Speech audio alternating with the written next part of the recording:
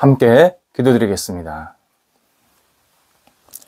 하나님, 저희 영혼의 주님께서 계셔서 주님을 생각하며 하루를 시작하게 하심을 감사드립니다. 오늘 저희를 사랑하시는 주님이 저희 영혼에 깊이 각인되어 주옵소서.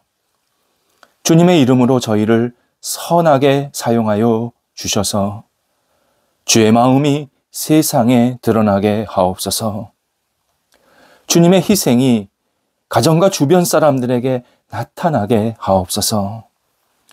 주님의 열정이 저희 역할에 드리우게 하옵소서. 주님의 섬김이 저희 있는 곳을 밝게 빛나게 하옵소서.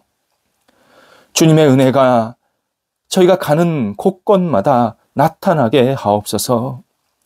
주님께서 주시는 희망으로 저희가 사람과 환경을 바라보게 하옵소서. 주님께서 채우시는 믿음이 저희를 용기 있게 하옵소서. 병상에 있는 사랑하는 환우들을 붙잡아 주옵소서. 오늘도 주님의 손길을 기다리며 치유와 회복을 간절히 소망합니다. 하나님께서 어루만져 주셔서 수술 이후의 모든 가려하는 시간들, 또 재활훈련하고 의사 만나서 진찰받고 약물 투여받는 모든 시간들, 하나님께서 선하게 이끌어 주셔서 오늘도 생명의 역사가 이어지게 하시고 잘 이겨내게 하시며 하나님과 함께 동행하는 믿음의 시간 될 수 있도록 인도하옵소서.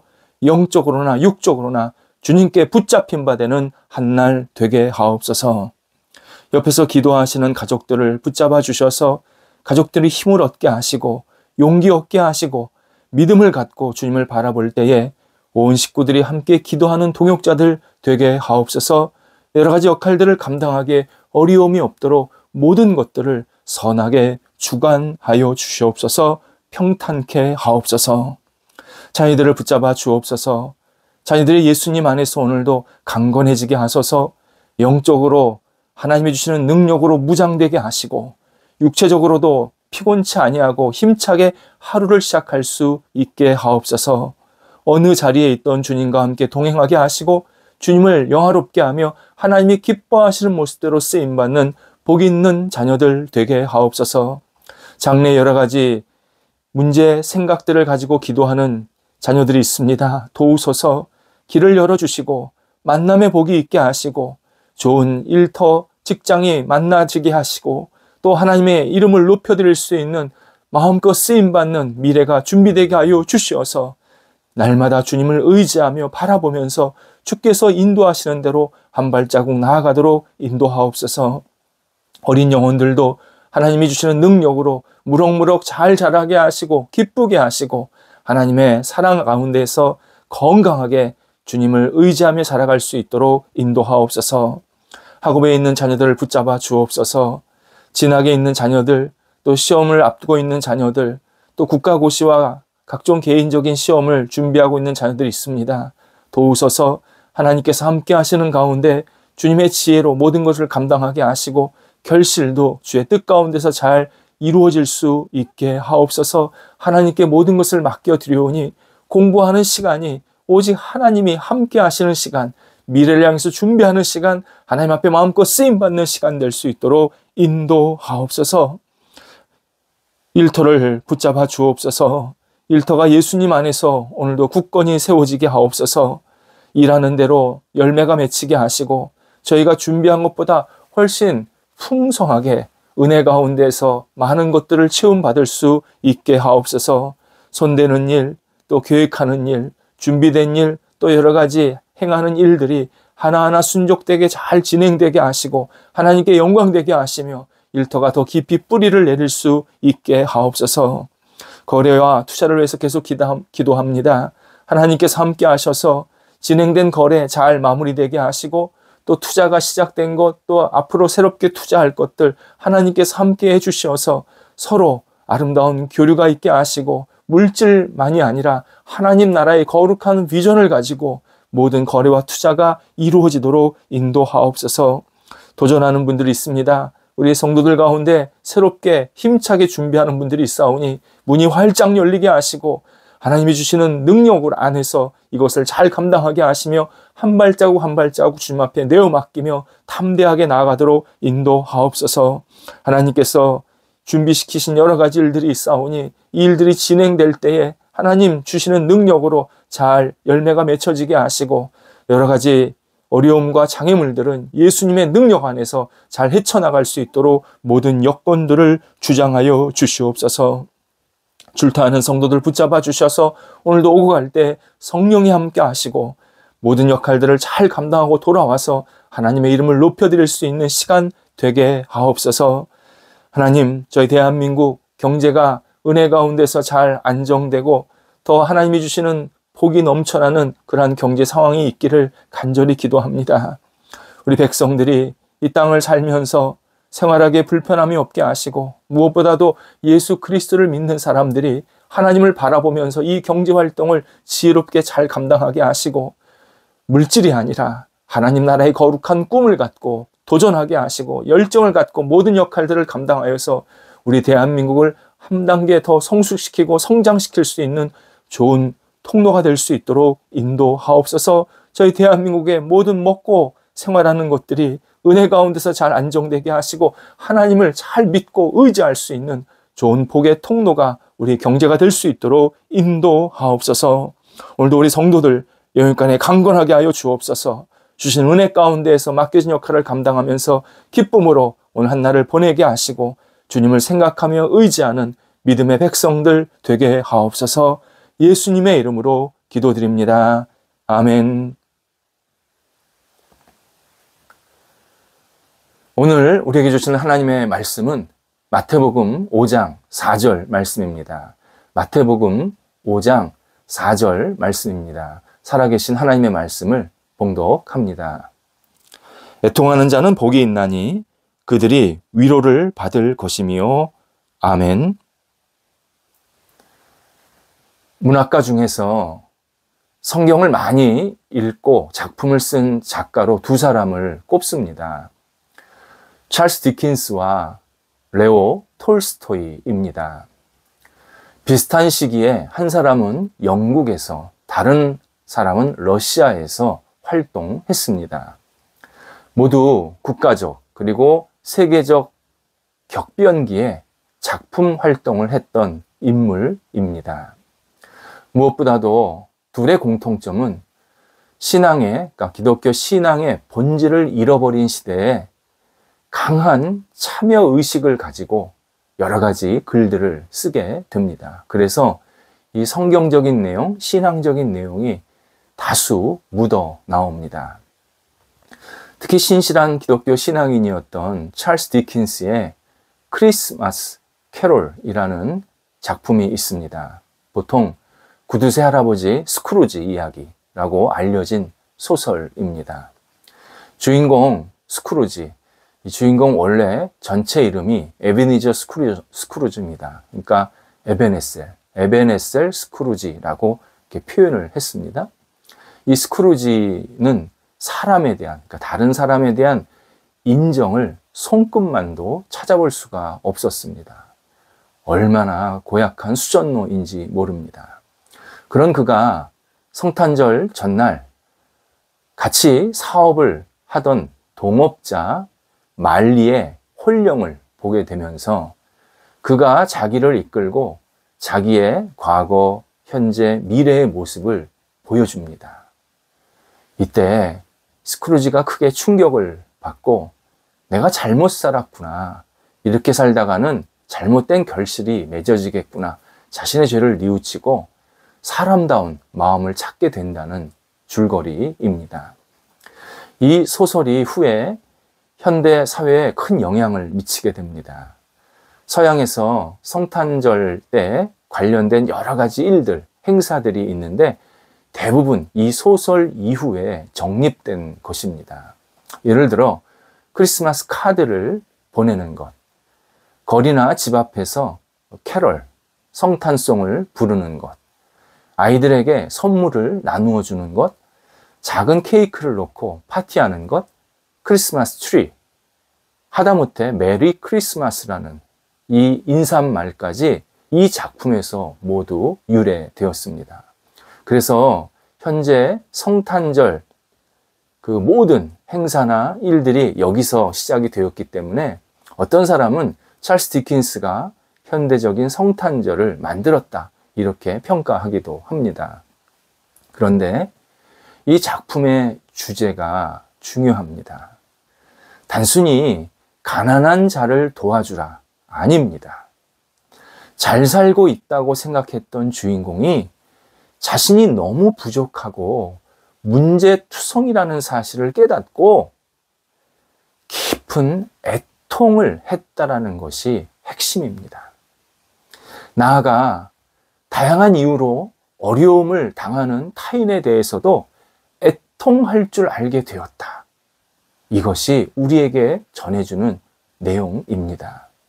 그래서 그는 애통으로 인사하고 선물을 나누고 그리고 애통하는 마음으로 자신을 돌아보고 주변 사람들을 돌아보게 되었다. 이러한 좋은 모습으로 이 작품을 우리에게 전해 주었습니다. 오늘 본문에서 예수님께서 애통하는 자가 복이 있다 말씀을 하십니다. 이 말씀은 애통하면 좋다가 아니라 하나님을 믿는 자는 애통해야 한다. 곧 애통하는 것은 당연한 것이다. 애통할 수밖에 없다. 라는 의미입니다. 왜 애통해야 하는가? 내가 하나님 앞에서 너무 부끄럽고 나약한 존재임을 깨달았기 때문입니다. 예수님을 믿지 않았을 때는 나에 대해서 애통하지 않았습니다. 애통할 이유가 없습니다. 내가 문제가 없다고 생각했기 때문입니다. 하지만 거룩한 빛 앞에 서니까 내가 얼마나 미련한지 나의 민낯, 나의 민마음을 그대로 다 보기에 애통할 수밖에 없습니다. 그래서 우리는 이 애통하는 자가 진정한 믿음을 가진 자라는 사실을 다시 한번 돌아보고 확인하는 시간을 이 새벽에 같이 나누고자 합니다. 기독교 신앙은 기쁨이 가득하다라는 특징이 있습니다. 정말 기독교 신앙, 그러면 기쁨의 신앙, 이렇게 표제를 지어도 손색이 없는 그러한 신앙 생활입니다. 믿음으로 살면 기쁘지 않을 수가 없습니다.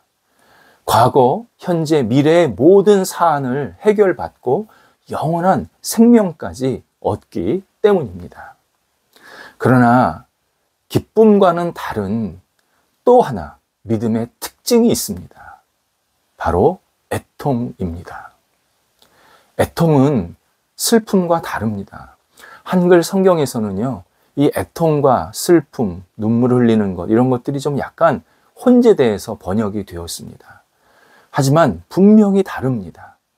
슬픔은 성경 언어에서 자주 어떤 실망, 심적인 근심, 우울, 절망이라고 풀이가 되고 있습니다. 그러나 애통은 영혼의 아픔, 이 사실을 분명히 우리에게 알려줍니다.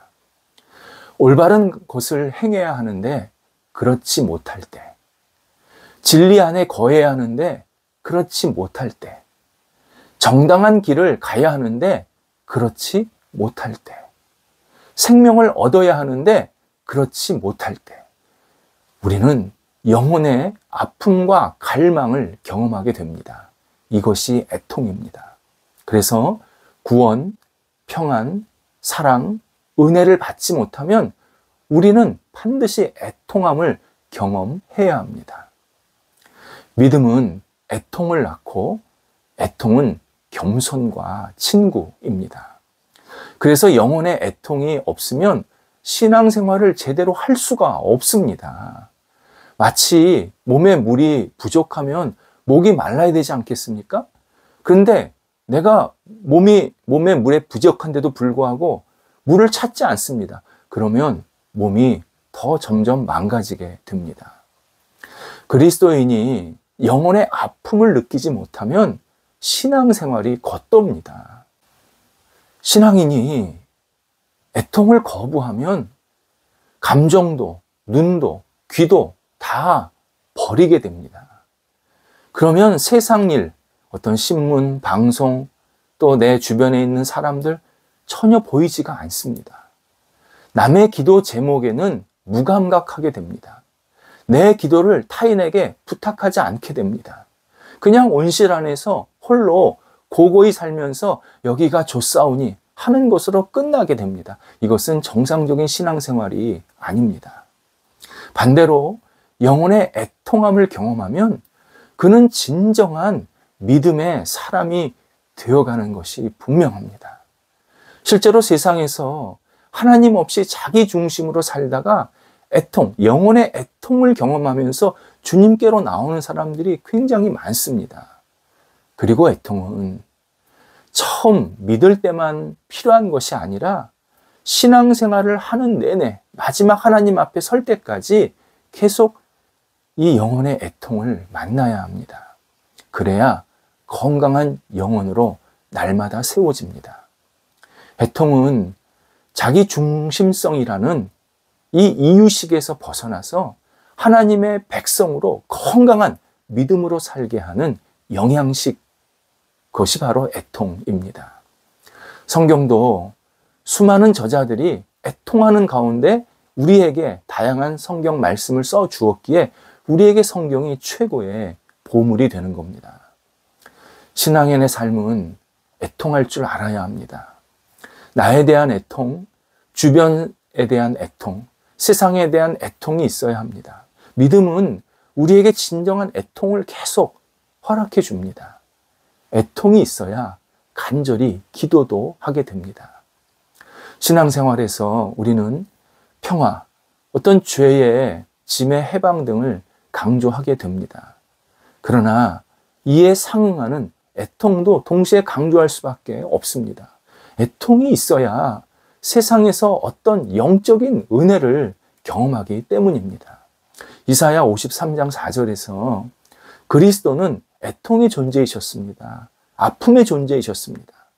인간의 죄 때문에 너무너무 애통하신 분이셨습니다.